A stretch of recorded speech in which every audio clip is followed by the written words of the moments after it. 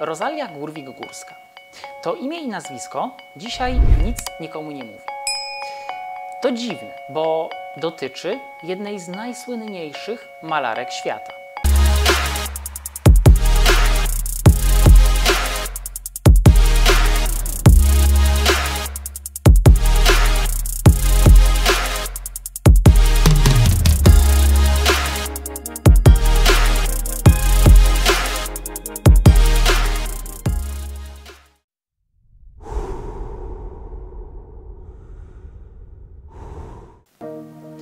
Tamara Łempicka, bo o niej mowa, należała do tych artystek, które nie czekały na biografów. Sama kreowała swój własny mit, swoją własną legendę, w której wiele niedopowiedzeń i wiele niewiadomych. I już tak naprawdę na samym początku pojawiają się białe plamy w jej biografii. Sama utrzymywała, że urodziła się w Warszawie. Biografowie podają tutaj jednak Moskwę albo Petersburg. Bardzo często też odejmowała sobie lat. Tak naprawdę dzisiaj nie jesteśmy w stanie dokładnie powiedzieć, w którym roku się urodziła. Dziś tak naprawdę trudno jednoznacznie orzec, co w jej biografii jest prawdą, a co wierutnym kłamstwem, które wymyśliła sama artystka. Jedno jest pewne, już od najmłodszych lat Tamara kochała luksus. Przyrzekła sobie kiedyś, że będzie bogata i sławna. Konsekwentnie także do tego dążyła. Really,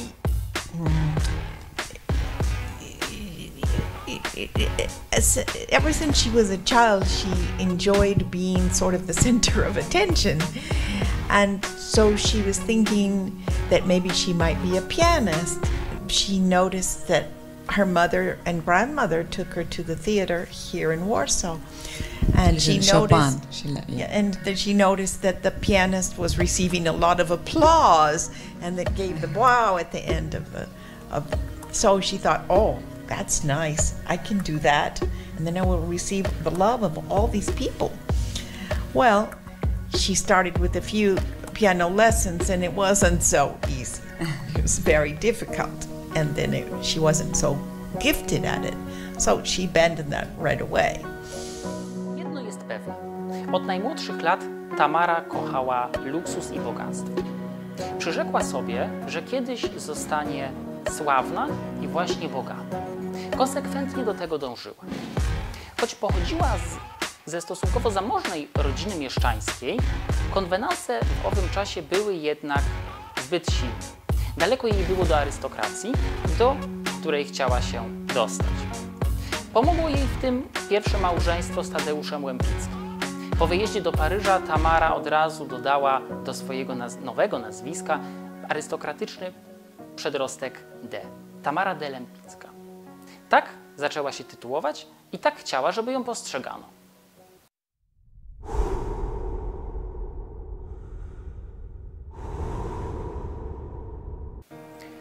To właśnie nad Sekwaną narodziła się wielka gwiazda, wielka artystka. Celebrytka, można powiedzieć dzisiejszymi słowami.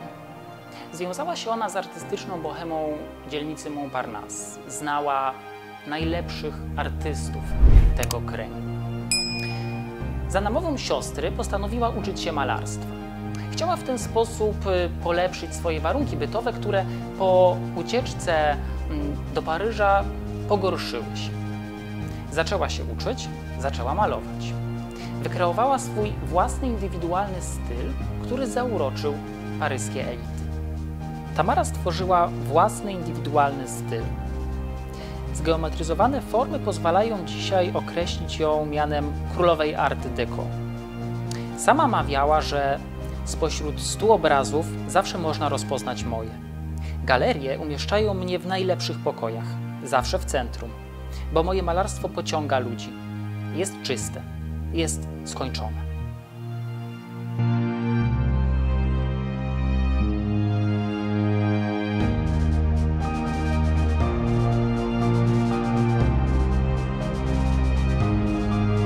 And they have empty walls, and the old painting doesn't fit with our new life. So she said, oh yes. And Tamara, as a child, had already painted a portrait of her sister. And so she was very gifted in sketching, and we have the sketchbooks, and began even when she was 10, 11, 12 years old. Very gifted. So she said, oh, this is easy. I can do this. It's not like piano. And so, yes. So then when she decided to paint, to be a portrait painter that was not painting, oh, just to paint. Right away. W 1929 roku magazyn Didame poprosił artystkę o namalowanie obrazu, który miał posłużyć za okładkę. Powstał ikoniczny autoportret Łempickiej. Tamara w zielonym Bugatti. Malarka przedstawiła tutaj kobietę swojej epoki. Silną, wyemancypowaną, zdeterminowaną.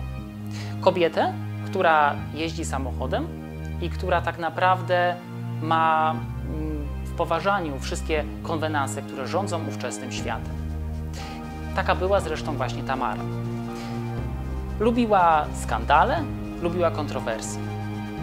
Jej relacje i stosunek do znajomych czy też rodziny są dzisiaj znane i na ich kanwie powstały liczne legendy i mity. Podobno uważała, że posiadanie córki zbyt ją postarza. Dlatego mała Kizet miała utrzymywać, że jest jej siostrą, a nie córką.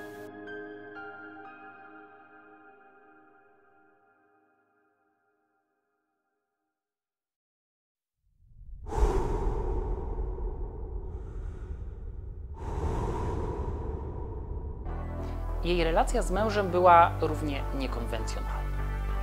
Małżeństwo z Tadeuszem Łempickim skończyło się, jak zresztą wiele związków Tamary, katastrofą. Do pewnego czasu tolerował on liczne romanse Tamary, zarówno te z kobietami, jak i mężczyznami. Artystka bowiem była biseksualistką. Niemniej jednak w pewnym momencie miał dość. Zażądał rozwodu i do tego rozwodu doszło. Tamara w tym czasie związała się jeszcze z inną osobą. Tutaj pojawia się enigmatyczna postać Iry Perrault, która pozowała jej do wielu portretów. W 1930 roku nastąpiło rozstanie również i z Irą. Tamara popadła wtedy w depresję i postanowiła szukać ukojenia w jednym z włoskich klasztorów.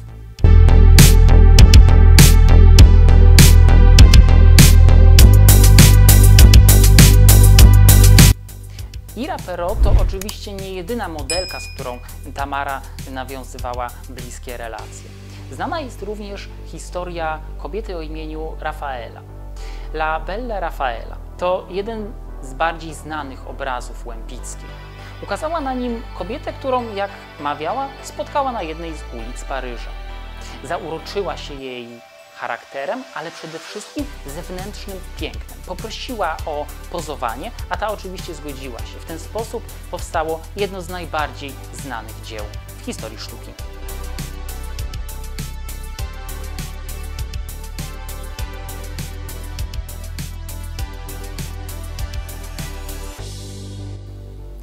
Uciekając przed wojną, Tamara trafia do Stanów Zjednoczonych. Jest już wtedy zamężna po raz drugi. Jest baronową Kufner. Osiąga w końcu upragniony sukces i bogactwo. Wkracza także w świat elit.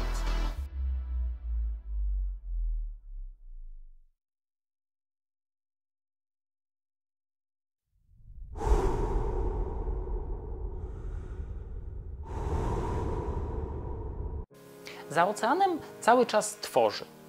Jest znana, ale jej gwiazda powoli gaśnie. Zmienia się epoka, a jej malarstwo staje się poniekąd anachroniczne. Umiera może nie w zapomnieniu, niemniej jednak nie jest już tą wielką gwiazdą, diwą, którą pamiętano jeszcze z Paryża, z tego okresu największego rozwoju jej kariery. Zainteresowanie malarstwem Łempickiej odżywa tak naprawdę dopiero po jej śmierci. To wtedy jej obrazy na aukcjach osiągają rekordy, sprzedają się za miliony dolarów. First of Lempickas. Portrait de Madame M, showing there on the turntable.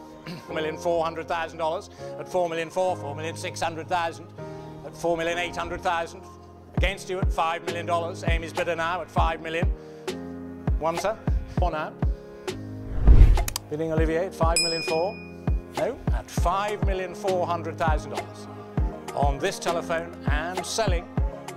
Now warning, all done and selling to the telephone at $5,400,000. Mark your bidder at $5,400,000.